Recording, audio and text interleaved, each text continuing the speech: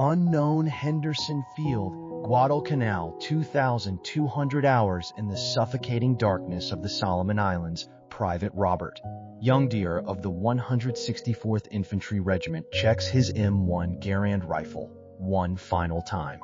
His unit had arrived on the island just 11 days earlier on October 13th, becoming the first Army formation to engage in offensive operations against the Japanese, now in positions alongside Marines still armed with bolt action.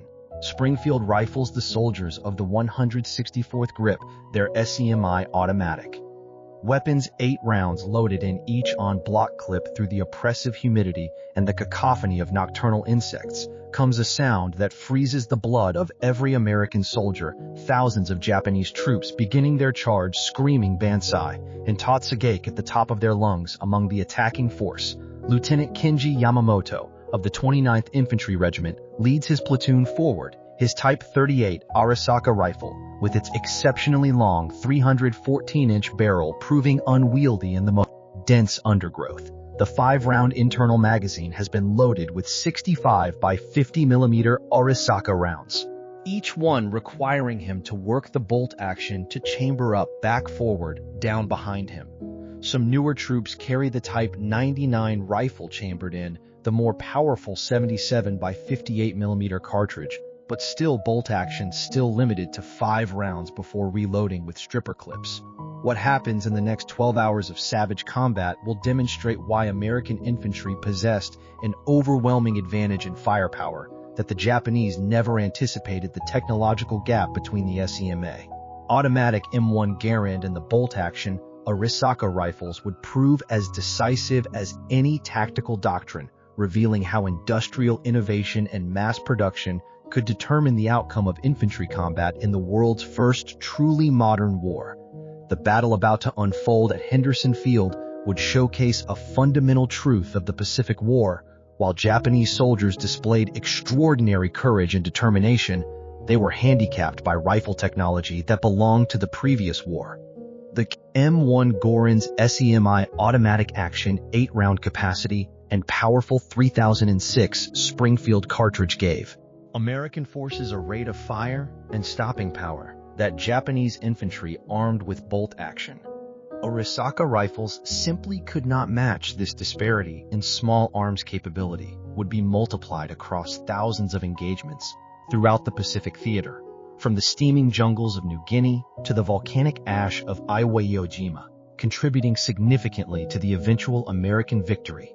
The M1 Garand emerged from the mind of Canadian-American designer John Cantius Garand, who began work at Springfield Armory in 1919. After 17 years of development, testing, and refinement, the U.S. Army officially adopted his design on January 9, 1936, making America the first nation to issue a semi-automatic rifle as standard equipment to its infantry forces. The rifle fired the powerful .3006 Springfield cartridge, launching a 150-grain M2 ball projectile at 2,805 feet per second from its 24-inch barrel, generating 2,656 foot-pounds of muzzle energy. The genius of Garand's design lay in its gas-operated rotating bolt system. A small portion of propellant gas was tapped from a port near the muzzle, driving an operating rod that cycled the action automatically. Each pull of the trigger fired 1 round, with the gas pressure automatically ejecting the spent case and champering the next round without any manual intervention from the shooter. A trained soldier could accurately fire between 40 and 50 aimed shots per minute, compared to the 15 to 20 rounds per minute achievable with a bolt-action rifle. The 8-round on block clip inserted from above into the fixed magazine could be reloaded in under 3 seconds by a practiced rifleman. The development process had not been without challenges. Early prototypes used a primer-actuated system that proved unreliable. The rifle was originally designed for the 0276 Peterson cartridge, but General Douglas MacArthur intervened in 1932, insisting on retention of the 3036 Springfield round to utilize existing ammunition stockpiles. This decision delayed production but ultimately proved fortuitous, as the powerful .306 cartridge provided excellent long-range performance. And stopping power, the Arisaka rifles traced their lineage to Colonel Nariakira Arisaka's original type. 30 design of 1897, developed to replace the inadequate Murata rifles, then in service by World War II Japanese forces.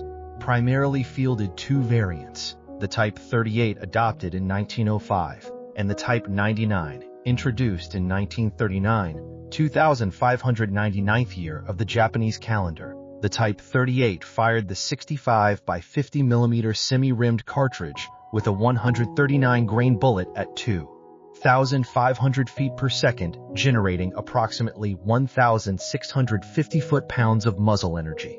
The Type 99 used the more powerful 7.7 by 58 mm cartridge, firing a 182-grain bullet at 2,400 feet per second, with 2,300 foot-pounds of energy. Both Arisaka variants were bolt-action rifles, with 5-round internal magazines loaded via 5-round stripper clips. The Type 38's exceptional 314-inch barrel length made it one of the longest infantry rifles ever fielded, contributing to excellent long-range accuracy, but proving extremely cumbersome in jungle combat, where engagement distances rarely exceeded 100 yards. The Type 99, with its shorter 259-inch barrel, was more manageable, but arrived too late to fully replace the Type 38 in service. The Arisaka action itself was remarkably strong. Post-war testing proved it stronger than the American Springfield, British Lee Enfield, or German Mauser actions. The rifles featured an innovative safety mechanism that could be operated silently, and the bolt design incorporated a gas escape system to protect the shooter in case of a ruptured cartridge case. However, these engineering achievements could not overcome the fundamental limitation of manual bolt operation in an era of increasing firepower. The industrial disparity between America and Japan became starkly apparent in rifle production figures between 1936 and 1945.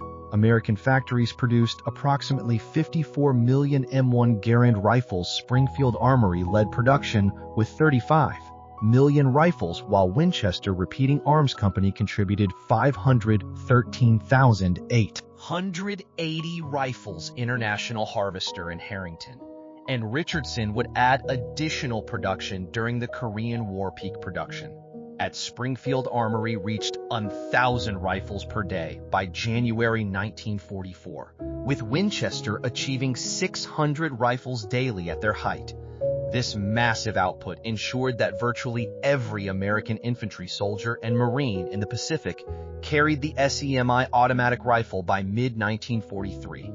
The U.S. military's allocation system prioritized combat units, with the Marine Corps receiving 22,000 meters M1 Garands per month in early 1943, despite their initial reluctance to adopt the rifle by the end of fiscal year 1942. The Marine Corps possessed 62,886 meters M1 Garands, though not all had reached frontline units. Japanese production presented a starkly different picture from 1905 to 1945. Japan manufactured approximately 3 million Type 38 rifles across multiple arsenals, including Koshikawa, later Tokyo Kokura, Nagoya, and Mukden Arsenal in occupied Manchuria. Type 99 production from 1939 to 1945 reached roughly 35 million units, manufactured at 9 different arsenals, including 2 outside Japan proper, Mukden in Manchukuo and Jinshin in Korea. Despite these substantial numbers totaling over 6 million rifles, Japan never achieved the production rates necessary to fully modernize their infantry arms.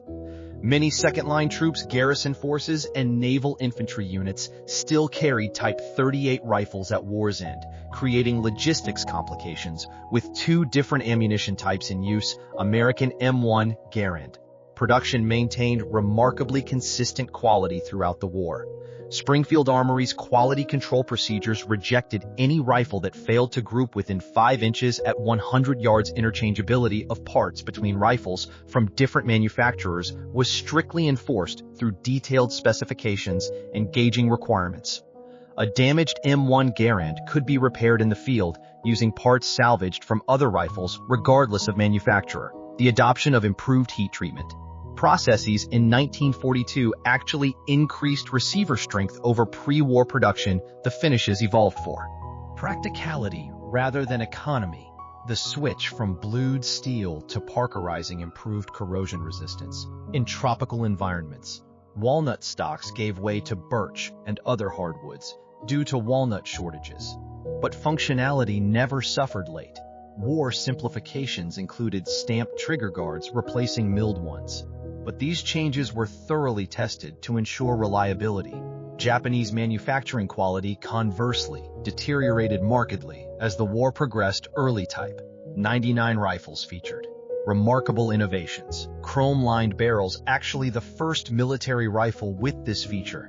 Anti-aircraft sights with folding arms for leading aerial targets. Dust covers to protect the action, and integral wire monopods for stability. The finish was a deep blue, and stocks were made from quality Japanese hardwood, with precise inletting by 1944. These refinements had vanished under production pressure, and material shortages. Last-ditch rifles exhibited rough machining marks, simplified fixed rear sights to eliminate the complex ladder sight wooden butt plates, replacing metal and inferior wood with poor fitting. Some final production rifles lacked even basic finishing, with visible tool marks on all metal surfaces.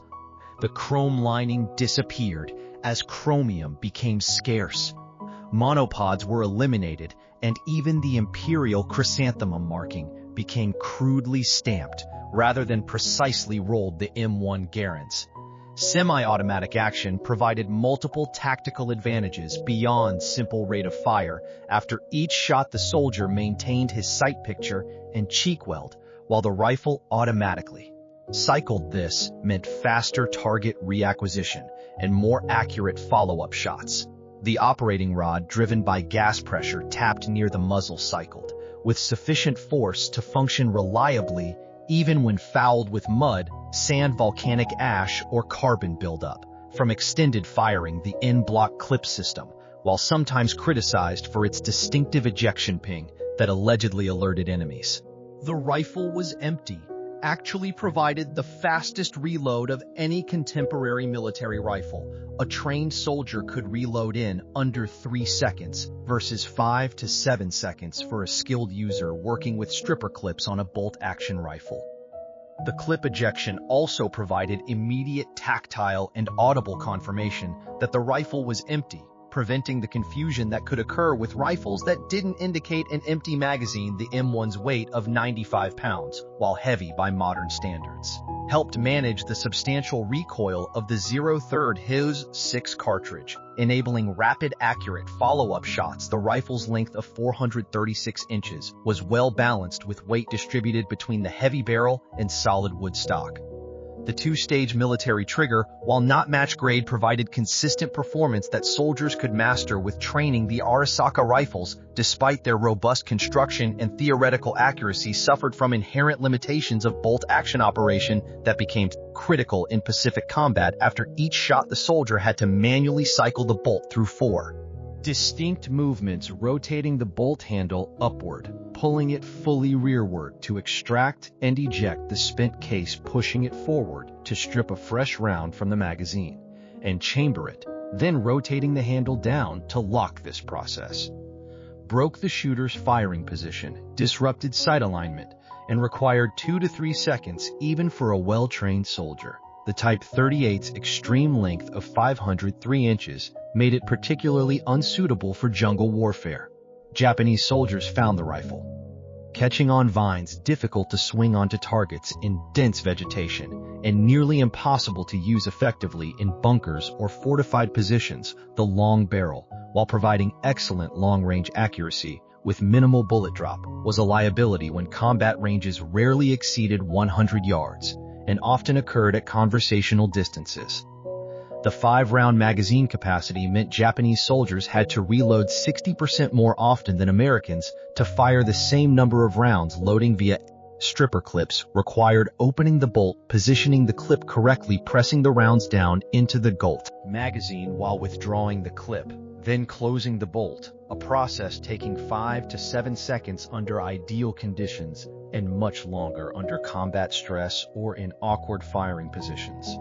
The .3006 Springfield cartridge used by the M1 Garand was already standard throughout the U.S. military for the M1903 Springfield rifle, M1917 Browning machine gun, M1919 Browning machine gun, and Browning automatic rifle. This commonality simplified logistics immensely. A single ammunition type could supply rifles, automatic rifles, and machine guns. The cartridge's rimless design, fed reliably from clips, belts, and magazines. American ammunition production was staggering. The Lake City Army ammunition plant alone could produce 200 million rounds annually. By 1943, Frankfurt Arsenal, Denver Ordnance Plant, and other facilities added hundreds of millions more rounds. Quality control ensured consistent ballistics. M2 ball ammunition maintained a velocity variation of less than 40 feet per second between lots. Japanese forces faced a more complex ammunition situation.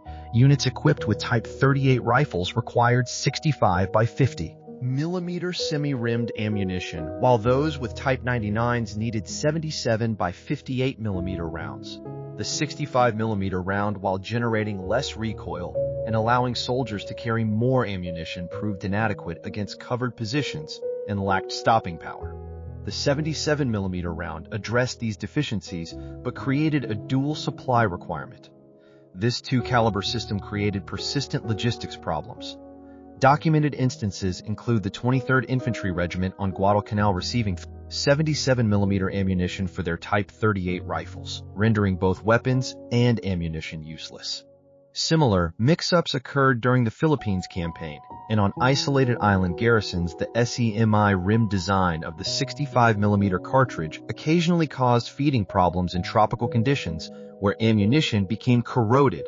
When the U.S. Army's 164th Infantry Regiment, a North Dakota National Guard unit, arrived at Guadalcanal on October 13, 1942. They brought with them something the Marines desperately: M1 Garand rifles. The Marines still armed primarily with M1903 Springfield bolt-action rifles, watched with a mixture of envy and skepticism as the Army soldiers unloaded their SEMI automatic weapons during the climactic battle for Henderson Field on October 24th to 25th, 1942. The advantages became undeniably clear. Staff Sergeant Mitchell Page, though a Marine armed with a machine gun rather than a rifle, fought alongside soldiers of the 164th and witnessed their firepower firsthand. Private First Class James Cass of Company M, 164th Infantry, later recalled, "The Japs came at us in waves barely visible in the darkness, except for the glint of their bayonets. With our garrisons, we could put 8 rounds into them before they covered 30 yards. Each man was like a machine gun section. We'd fire, the rifle would cycle itself, and we'd fire again. No working a bolt, no breaking our sight picture. Just squeeze, boom, 8 times before reloading." The 164th companies were fed into the line piecemeal as the Japanese attack developed, reinforcing Marine positions that were beginning to buckle the devastating SEMI automatic fire from the fresh Army troops helped stabilize the line. Colonel Bryant Moore, commanding the 164th, reported that his men expended over 250,000 rounds of 30 caliber .06 ammunition in the 2-day battle. Japanese bodies stacked up in front of positions held by the 164th, many killed by the rapid, accurate fire of M1 Garand's Marine Private Robert Leckie, who would later write the memoir Helmet for My Pillow, observed the Army troops in action. "We thought they were green, these dog faces with their newfangled rifles, but when the Japs charged, those garrisons spoke with a voice we'd never heard before.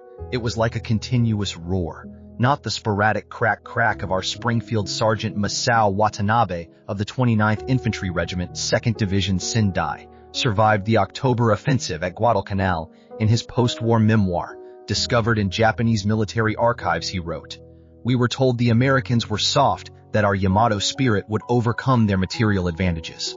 Our officers assured us that 1 Japanese soldier was worth 10 Americans, but when we charged their lines that October night, it was like running into a wall of lead. Every American soldier seemed to have an automatic weapon.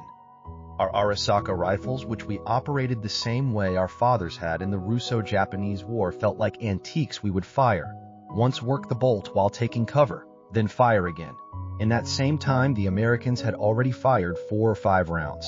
Watanabe noted that Japanese tactics developed against Chinese forces often armed with older weapons or limited ammunition proved suicidal against American firepower. The banzai charge that had scattered Chinese conscripts melted away before American rifles that never seemed to stop firing. We could not get close enough to use our bayonets. Our supposed advantage in spirit in close combat meant nothing when we were shot down 50 meters from their lines. Lieutenant Hiroshi Takahashi of the 230th Infantry Regiment provided another perspective in a letter found on his body. The American automatic rifles are for devastating. Each soldier can fire as fast as our light machine guns when we advance. It sounds like we are attacking a position defended entirely by machine guns. Our men fall before they can work their rifle bolts for a second shot. At Cape Gloucester in December 1943, Marines of the 1st Marine Division, now fully equipped with M1 Garands after their earlier experience on Guadalcanal, landed in torrential rain on New Britain. Private First Class Eugene Sledge, author of With the Old Breed, later wrote about the M1's performance in the horrific conditions that Garand was the most reliable piece of equipment we had in rain that came down like waterfalls and mud that sucked at you like quicksand. That rifle kept firing. The Japs with their bolt actions couldn't match our rate of fire. When they tried to set up positions in the jungle, we could put so much lead into the trees that leaves would fall like rain. Marine Sergeant John Basilone, who would earn the Medal of Honor on Guadalcanal primarily for his actions with machine guns, also carried an M1 Garand as his personal weapon. He noted the Garand gave every Marine the firepower of 3 men with bolt-action rifles in the jungle where you might only get a glimpse of the enemy for a second or two. Being able to fire multiple shots without working a bolt meant the difference between killing him or him escaping to kill you later. During the Battle of Saipan in June 1944, the largest banzai charge of the Pacific War saw over 3,000 Japanese soldiers assault American lines in a desperate pre-dawn attack. On July 7th, Private First Class Harold Aga Holm of the 4th Marine Division, armed with his M1 Garand, helped repel the massive assault. Corporal John Miller recalled, "The Japs came at us shoulder to shoulder, screaming like banshees. Our garrisons never stopped firing. As fast as we could pull the trigger, we fired the ping of empty clips. Ejecting was constant, like some deadly music. The Japs with their bolt actions couldn't match our volume of fire. They'd get 1 shot off, maybe 2, if they were lucky, before our semi-autos cut them down on Peleliu." In September 1944, the 1st Marine Division faced Japanese forces who had to learn from earlier defeats instead of banzai charges. They defended from fortified positions, but even in this defensive role, the bolt-action Arisaka proved inferior. Marine Corporal R.V. Bergen recalled, "When we spotted a Jap position, we could saturate it with rifle fire. 4 or 5 of us with Garands could put 40 rounds into a cave mouth. In the time it took them to fire 5 or 6 shots back, we'd keep their heads down, while other Marines maneuvered with flamethrowers or demolitions." American training doctrine for the M1 Garand emphasized exploiting the rifle's semi-automatic capability while maintaining accuracy. At training camps across the United States, Fort Benning Camp, Perry Fort Ord, and dozens of other soldiers spent weeks mastering their rifles. The standard qualification course required engaging targets from 100 to 500 yards, with emphasis on rapid target engagement and smooth trigger control. The Army's Field Manual 23.5 Basic Field Manual, US Rifle Caliber .301, specified that soldiers should achieve a sustained rate of 40 to 50 aimed shots per minute in combat training, emphasized the sight picture hold, maintaining proper sight alignment between shots. Since the SEMI automatic action didn't require braking position, soldiers learned to fire, observe impact, adjust, and re-engage quickly.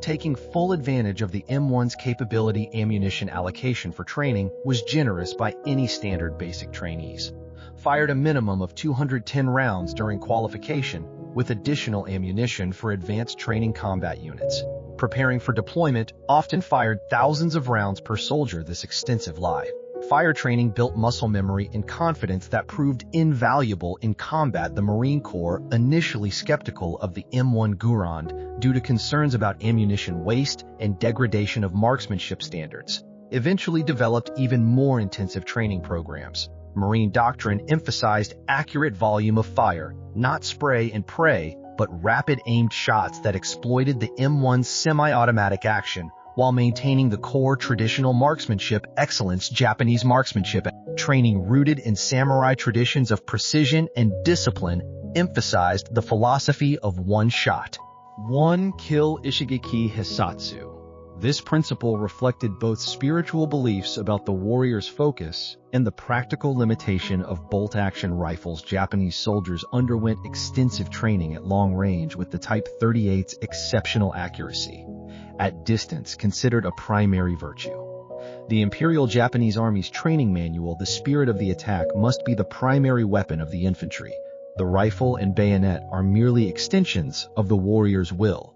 This emphasis on spiritual factors over material ones would prove catastrophic against American firepower. Japanese soldiers trained extensively in bayonet fighting with daily practice in kata-like movements. The Type 38's exceptional length made it superior to most rifles in bayonet fighting. In theory, however, Pacific combat rarely offered the clear long-range shots for which Japanese soldiers had trained. The jungle terrain of Guadalcanal, New Guinea, and other battlefields limited visibility to mere yards. The banzai charges that had succeeded against poorly equipped Chinese forces or colonial troops met devastating failure. Against SEMI automatic rifle fire, the sound of M1 Garand fire became a psychological weapon in itself. The rapid rhythmic crack of semi-automatic fire, punctuated by the distinctive metallic ping of ejecting clips, had a demoralizing effect on Japanese forces. A captured Japanese training document from 1943 instructed soldiers the American automatic rifles create a sound like mini machine guns firing. Do not be discouraged by this volume of fire. Remember your spiritual superiority and press forward. With determination, however, spiritual superiority proved inadequate against material reality. Japanese soldier Yukio Nakamura, captured on Saipan, told interrogators, "We were told Americans were cowards who relied on machines instead of warrior spirit, but they're rifles that fired without stopping. It was like fighting against a machine, not men. Our officers told us to charge with our bayonets, but we were cut down before we could get close enough to use them." Conversely, American troops gained immense confidence from their firepower advantage. Marine Corporal James Russell recalled knowing you could put 8 rounds downrange as fast as you could pull the trigger. It made you feel invincible when the Japs charged you. Didn't panic, you just started shooting and kept shooting until they stopped coming. Or you heard that ping telling you to reload. At the squad level, the M1 Garand's advantage became even more pronounced. An American rifle squad of 12 men armed with 10 M1 Garands and 2 Browning automatic rifles could deliver 400 to 500 aimed rounds per minute in sustained fire, a comparable Japanese squad with Arisaka rifles might manage 150 to 180 rounds per minute, assuming well-trained soldiers managing maximum bolt-action speed. This disparity fundamentally altered small unit tactics. American squads could effectively conduct fire and maneuver with one fire team laying down suppressive fire, while another advanced the volume of accurate SEMI. Automatic fire could keep enemy heads down, allowing American forces to close with and destroy Japanese positions. Japanese squads, limited by their bolt-action rifles, struggled to generate sufficient suppressive fire while maintaining mobility at squad company level, typically 200 men. The difference became overwhelming. An American rifle company could deliver devastating defensive fire against Japanese attacks during the October 24th to 25th battle for Henderson Field. Companies of the 164th Infantry Regiment demonstrated this capability. Company G 164th Infantry reported expending 30,000 rounds of the until 1030 TAS-06 ammunition in one night of fighting, an average of 150 rounds per man, while suffering only Light casualties, the mathematics were inexorable. A Japanese battalion of 800 men conducting a banzai charge faced American companies capable of putting 8,000 aimed rounds downrange per minute. Even accounting for darkness, confusion, and fear, the volume of semi-automatic fire created kill zones that human courage alone could not overcome. The M1 Garand's superiority contributed directly to the success of American island hopping strategy. American forces could land on Japanese-held islands confident in their ability to establish and hold beachheads against counter-attacks. The firepower of M1 equipped infantry meant smaller forces could hold larger perimeters, allowing rapid buildup of forces for breakout operations on island after island. Tarawa, Kwajalein, Anywhere Tuk, Saipan, Guam, Pelew, Idoa, Jima, Okinawa. The pattern repeated. Japanese forces unable to match American firepower resorted to increasingly desperate tactics. Banzai charges gave way to defense in depth, but even in fortified positions, the slow rate of fire from bolt-action rifles meant Japanese soldiers could rarely exploit opportunities. When Americans exposed themselves during assault, the Japanese military's retention of bolt-action rifles stemmed significantly from their victory in the Russo-Japanese War of 1904 to 1905. In that conflict, Japanese infantry armed with Type 30 and Type 35 Arisaka rifles had defeated Russian forces through superior training discipline and tactical innovation. The Battle of Mukden and the Siege of Port Arthur seemed to validate the supremacy of Japanese warrior spirit over material factors. This success, however, created institutional blindness to technological change. The Japanese military establishment, dominated by officers who revered the Russo-Japanese War as Japan's coming of age as a great power, failed to recognize that warfare had fundamentally changed World War I had demonstrated the dominance of firepower over Iran, but Japan, not having participated significantly in that conflict, failed to internalize its lessons. The American adoption of the M1 Garand reflected hard-learned lessons from World War I. General John J. Pershing, commander of the American Expeditionary Force, had witnessed the devastating effect of automatic weapons in France in 1918. He specifically called for development of a semi-automatic rifle, stating the soldier who can deliver the most accurate fire in the shortest time will dominate the battlefield of the future. This requirement launched the development process that would culminate in the M1 Garand. The United States spent nearly 2 decades perfecting the design, conducting extensive trials, and building the industrial infrastructure for mass production. By 1936, when the M1 was adopted, America had created not just a superior rifle, but an entire system for producing, maintaining, and supplying it.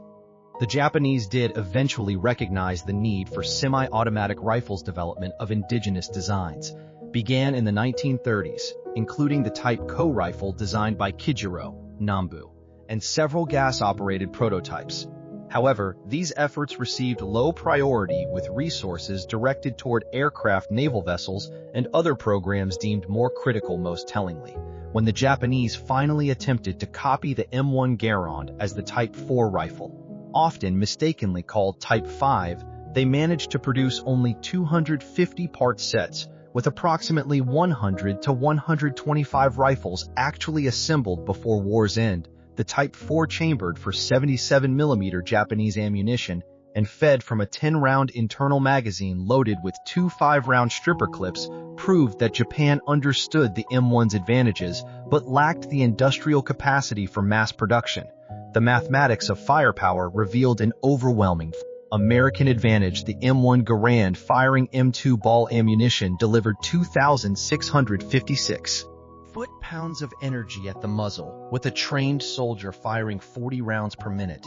This translated to 106,240 foot-pounds of energy delivered per minute. A bolt-action Type 99 Arisaka, firing the 77mm round with 2,300 foot-pounds per shot at a practical rate of 15 rounds per minute, delivered only 34,500 foot-pounds per minute, less than one-third the M1's energy output.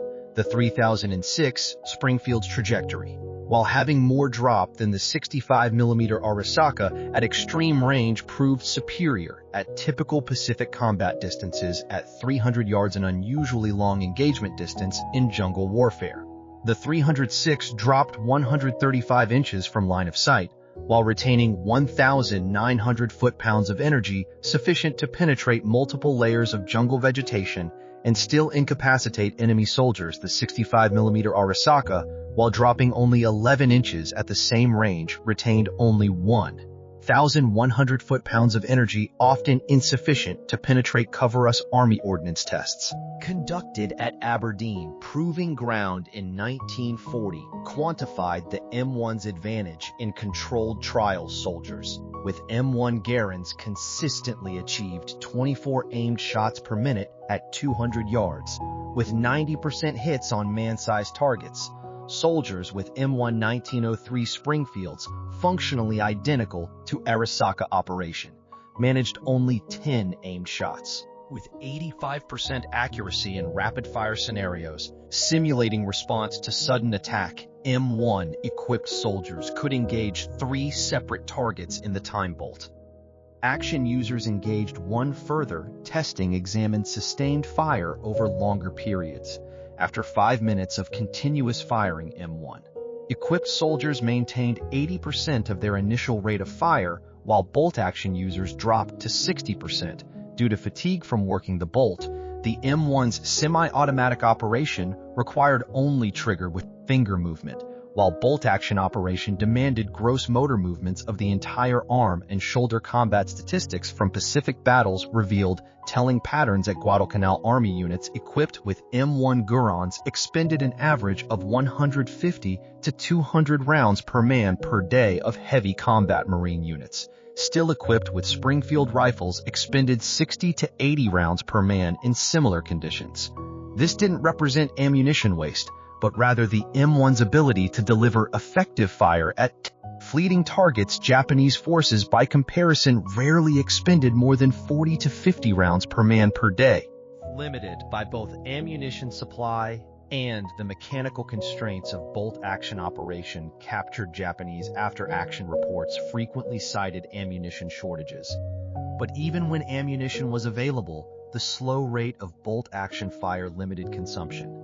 Japanese military documents captured throughout the war revealed increasing awareness of American firepower superiority. A report from Lieutenant General Harukichi Hayakutake, commanding the 17th Army on Guadalcanal, stated in November 1942, "Enemy rifle fire has density and accuracy beyond our expectations. Each enemy soldier appears to be armed with an automatic weapon. Our forces cannot achieve fire superiority even with numerical advantage. Recommend emphasis on night operations and infiltration tactics to negate enemy firepower advantage." By 1944, Japanese tactical doctrine had evolved to acknowledge American material superiority. The instructions for the decisive battle issued to defenders of the Mariana Islands stated the enemy's automatic rifles and machine guns create an impenetrable wall of fire during daylight. All attacks must be conducted at night or under cover of adverse weather. Daytime movement invites annihilation. Lieutenant General Tadamichi Kuribayashi, the brilliant defender of Iwo Jima, wrote. In January 1945, the American automatic rifles are remarkable weapons. Each soldier possesses firepower equal to 3 or 4 of our riflemen. We must not waste lives in futile bandy charges against such firepower. Instead, we will make them pay for every meter of ground from fortified positions. His defensive strategy, avoiding suicidal charges in favor of defense in depth, prolonged the battle, but could not overcome American material superiority. The Japanese made several attempts to increase infantry firepower. The Type 100 submachine gun, introduced in 1942, was intended to provide automatic fire capability. However, production reached only about 27,000 units by war's end, insufficient to make a strategic difference. The weapon also fired the relatively weak 8mm Nambu pistol cartridge, lacking the range and stopping power needed for Pacific combat. More revealing was the Japanese effort to copy the M1 Garand itself when American forces captured the Yokosuka Naval Arsenal in 1945. They discovered the Type 4 rifle program engineers at Yokosuka had reverse-engineered captured M1 Garands, modifying the design to use Japanese 77mm ammunition and feed from a 10-round internal magazine loaded with standard 5-round stripper clips. The Japanese had even improved certain aspects using a rubber recoil pad and adding a last-round bolt-hold open feature. However, Japanese industry proved incapable of mass producing this complex design. While they had manufactured parts for approximately 250 rifles, only 100 to 125 had been assembled into complete weapons. The Type PV program revealed that Japanese military engineers fully understood the M1's advantages but lacked the industrial infrastructure to produce it in meaningful numbers beyond industrial limitations. Japanese military culture resisted emphasizing material factors over spiritual ones. Colonel Masanobu Tsuji, a staff officer who served in multiple theaters, wrote after the war, "We knew the Americans had superior weapons, but to acknowledge this openly would have destroyed troop morale. We had to maintain belief in spiritual superiority, even as our soldiers were mowed down by American automatic weapons." This cultural resistance extended to training. Even as late as 1944, Japanese infantry training emphasized bayonet practice and night infiltration over marksmanship.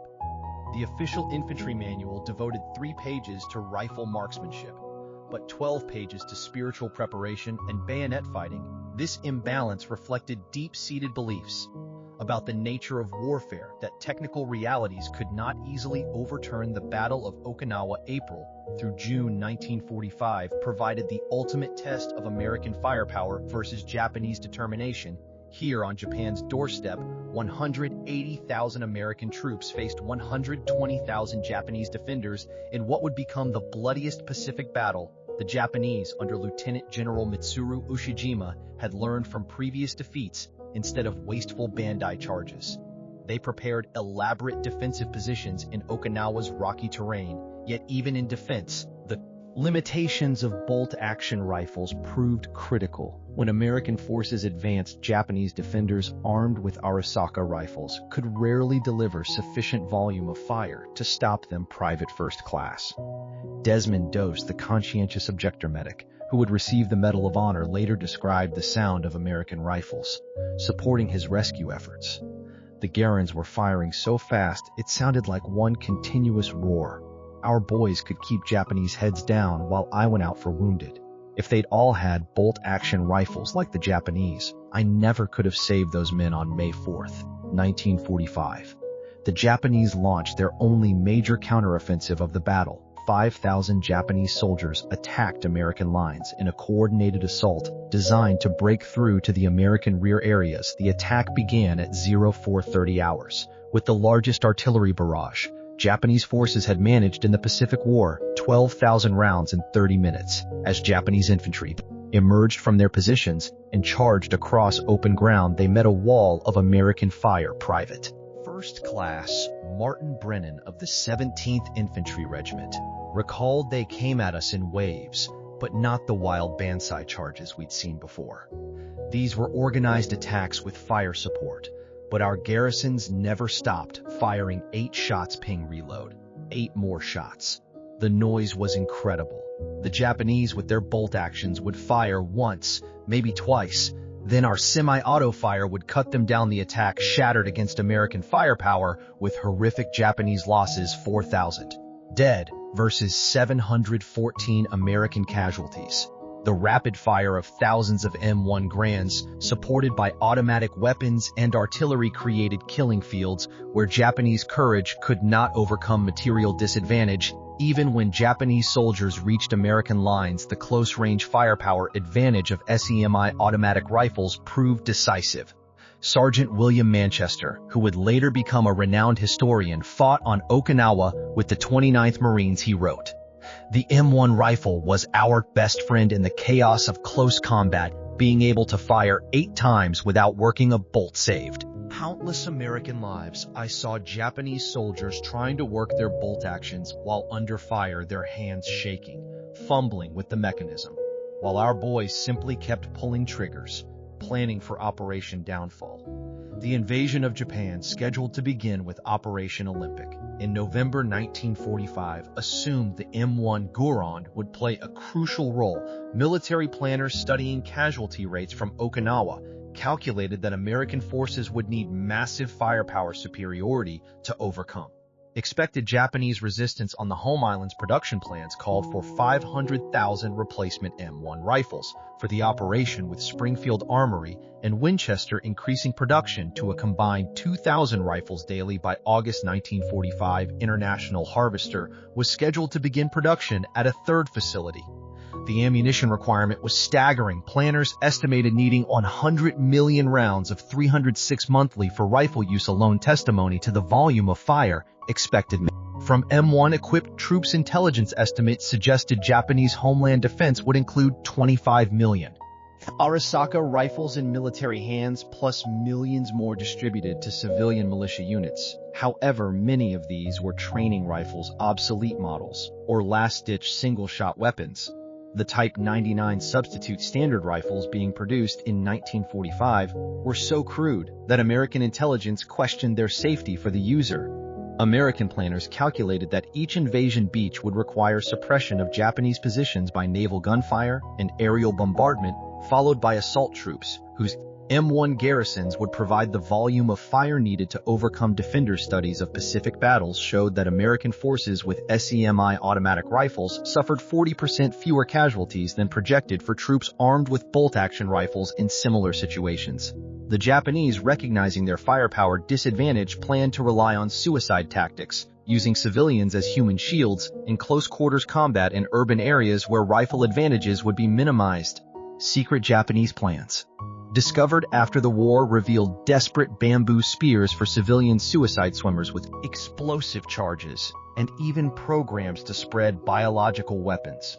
The Arisaka rifle, once the pride of the Imperial Army, had been relegated to just one component of a desperate defense.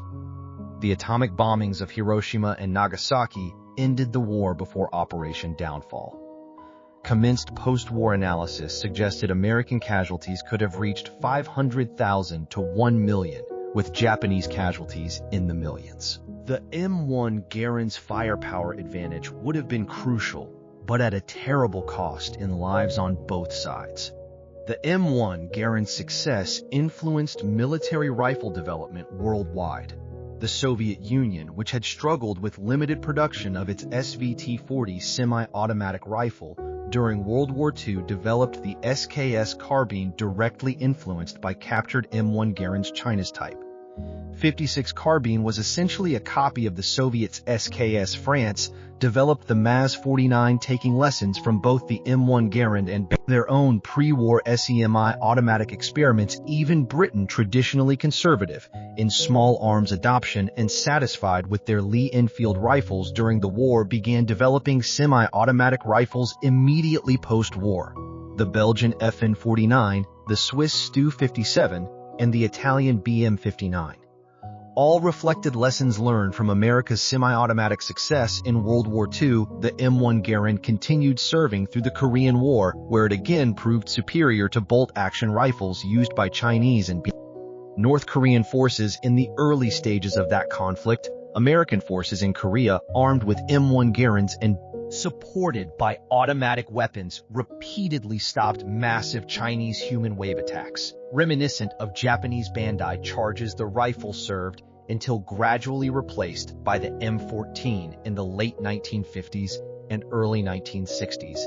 In a remarkable historical irony, the United States equipped the newly formed Japanese Self-Defense Forces with M1 Garand rifles in the 1950s. Japanese soldiers who had faced the weapon now trained with it, experiencing firsthand the firepower advantage their predecessors had faced. The JSDF received approximately 150,000 meters M1 Garands through American military assistance programs. Japanese veterans interviewed in the 1960s consistently cited American firepower, particularly the M1 Garand, as a decisive factor in their defeat. Saburo Sakai, Japan's leading surviving fighter ace, stated, "We could match American courage. We could match American tactics. but we could never match American firepower. Every GI with his automatic rifle was worth 3 of our soldiers today, both.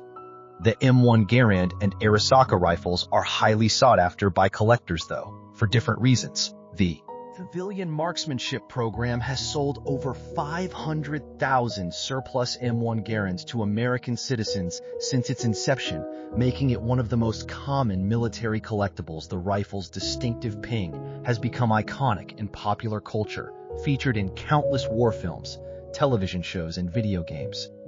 The M1's reputation as the greatest battle implement ever devised, General Patton's famous assessment, remains unchallenged among World War II infantry weapons. Still feature M1 Garand matches with the rifle, proving remarkably accurate even by contemporary standards. Japanese Arisaka rifles, particularly those with intact imperial chrysanthemum markings, are prized collectibles.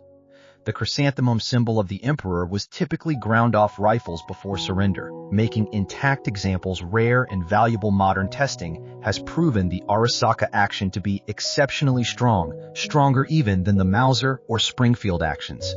But this strength could not overcome the fundamental disadvantage of bolt action operation. Interestingly, both rifles have seen combat in the 21st century. M1 Garands have appeared in conflicts in the Middle East. Supplied decades ago through military aid programs, Arisaka rifles have been documented in use by insurgent forces in Afghanistan and Myanmar, testament to the durability of the design, even if tactically obsolete.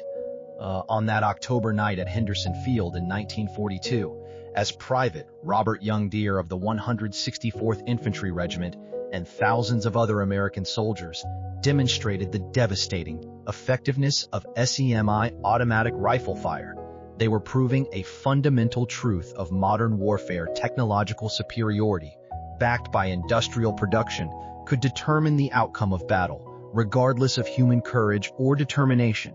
The M1 Garand delivered 40 to 50 aimed shots per minute versus the Arisaka's 15 to 28 rounds before reloading, versus 5 semi-automatic operation, versus manual bolt manipulation. Weight of fire that could stop a Banshee charge in its tracks, versus single shots that required breaking sight picture to chamber the next round. These mathematical realities, multiplied across millions of individual firefights from Guadalcanal to Okinawa, helped determine the Pacific War's outcome. Lieutenant Kenji Yamamoto, who led that charge on October 24, 1942, with his Type 38 Arisaka, did not survive to see the dawn. His rifle, with its exceptional accuracy and admirable construction, its smooth bolt action and strong receiver, could not overcome the wall of semi-automatic fire that met his attack. Found after the battle, his weapon had 3 rounds remaining in the magazine. He had managed to fire only twice while advancing 100 yards. Under the concentrated fire of M1 Garands around him lay dozens of his soldiers,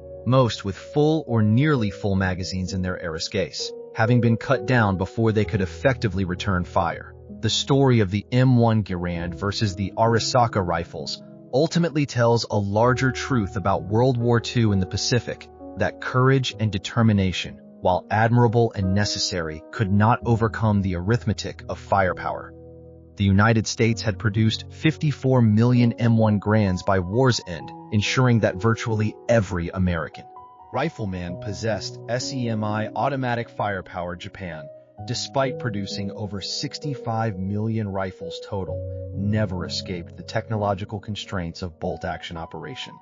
Never could match the volume of aimed fire that SEMI automatic rifles produced. General George S. Patton's assessment of the M1 Garand as the greatest battle implement ever devised was not hyperbole, but mathematical fact. From the steaming jungles of Guadalcanal, where the rifle first proved its worth in American Army hands, to the volcanic ash of Iwo Jima, where Marines used it to break Japanese strongpoints, from the monsoon-soaked horror of Cape Gloucester to the desperate urban combat anticipated for Japan itself, the M1 Garand proved itself as more than just a rifle. It was a war-winning weapon that gave American forces a decisive edge in the most brutal theater of the world's most terrible war. The distinctive ping of an ejecting in bloc clip became the sound of American victory in the Pacific, a sound that meant 8 enemy soldiers would never reach American lines, a sound that meant another Japanese position had been suppressed, another island secured, another step taken toward Tokyo Bay against it. The bolt-action Arisaka, for all its virtues of strength and accuracy, was simply fighting the last war with the last war's technology in the final analysis. The Pacific War was won not by any single weapon or battle, but by the cumulative effect of American industrial might and technological superiority. The M1 Garand stood as perhaps the most visible symbol of this advantage at the individual soldier level. Every GI or Marine with an M1 possessed the firepower of 3 enemy soldiers, an advantage that no amount of spiritual training or warrior tradition could overcome. The Japanese soldier, brave as he was, dedicated as he was, skilled as he was, could work his rifle bolt only so fast, and in modern war, rate of fire multiplied by accuracy equaled survival. The Arisaka rifles now rest in museums and private collections, respected for their quality and historical significance. The M1 Garand likewise has passed into history, though many still function perfectly on rifle ranges across America, but in their time in the desperate struggle across the Pacific, one was clearly superior to the other. The semi-automatic rifle had made every American soldier a base of fire unto himself, and that advantage, multiplied across the vast expanses of the Pacific theater, helped ensure Allied victory. The last word belonged not to courage or spirit, but to the mechanical precision of gas-operated semi-automatic fire. 8 rounds, 1 pull of the trigger each before that distinctive ping announced it was time to reload and continue the fight.